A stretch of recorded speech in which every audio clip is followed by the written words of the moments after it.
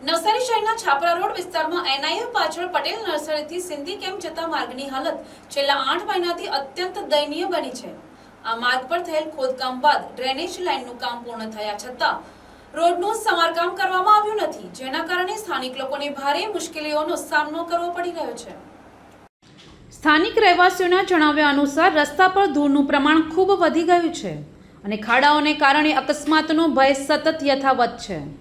ખાસ કરીને બાળકો, વૃદ્ધો અને દૈનિક આવન જાવન કરતા લોકો માટે આ માર્ગ જોખમરૂપ બન્યો છે।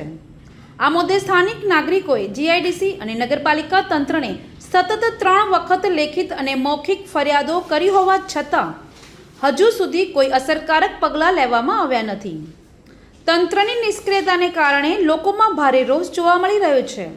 સ્થાનિકોએ તંત્રને ચેતવણી આપી છે કે જો આ માર્ગને તાત્કાલિક સુધારવામાં નહીં આવે અને કોઈ જાનહાનિની ઘટના બને તો તેની સંપૂર્ણ જવાબદારી સંબંધિત વિભાગો પર રહેશે। હાલમાં લોકોની માંગ છે કે તંત્ર તરત જ કામગીરી હાથ ધરી માર્ગનું સમારકામ પૂર્ણ કરે, જેથી જનતાને રાહત મળી શકે। મારું નામ એડવોકેટ ઘનશ્યામ પટેલ છે।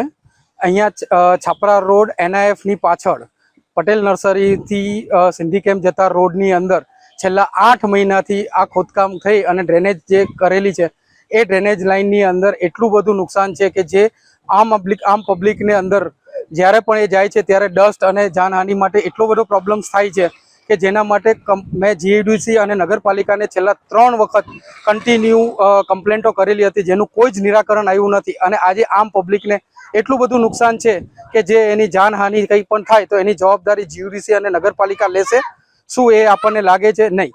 તો એના માટે આપણે નગરપાલિકા અને જીયુડીસીને જણાવવાનું કે જલ્દીથી જલ્દી આ રોડ બનાવે અને એ રોડની અંદર જેથી કરીને આમ પબ્લિકને એનો ફાયદો મળી શકે। Bureau report, NTC news, Navsari.